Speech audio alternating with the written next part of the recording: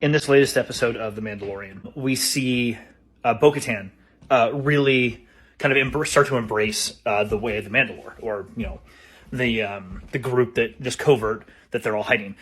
She helps save the kid, all these things, and at the end, when she's having an interaction with the armorer, asking if she can have in her pauldron, she can have the mythosaur, and she's trying to tell the story about seeing a Mandalore or seeing a mythosaur in real life, and there's this really beautiful interaction between her and the armorer.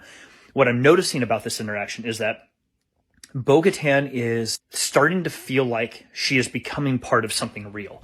And it's not that she ever wasn't part of a house or a family or things like that in the past, but something that I've been able to discern when I'm watching this is that Pretty Vizsla in the Death Watch days was basically doing this in the wrong way, and similarly to what the Jedi had become since the High Republic. And let me try to explain. What I mean by this is, in the High Republic era for the Jedi, they were very in tune with the Force, and the dogma of a religion wasn't so prevalent. Like there were organizations, they had these rules, but they were more guidelines.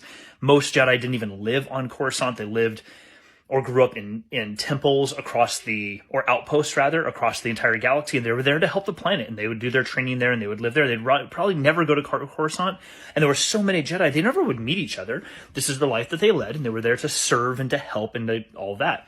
And the Mandalorians seem like that's very much who they were. For a very long time, it's too easy to say their religion was about war and battles and fighting. It wasn't about that. What it was about is having this center point of a belief could always fall back on a center set of beliefs that they all held dear.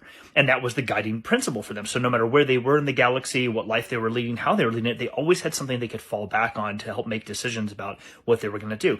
Less dogma, which is just arbitrary rules or things like that is, I guess, what I mean, but more of principles. This is the principles by which we live.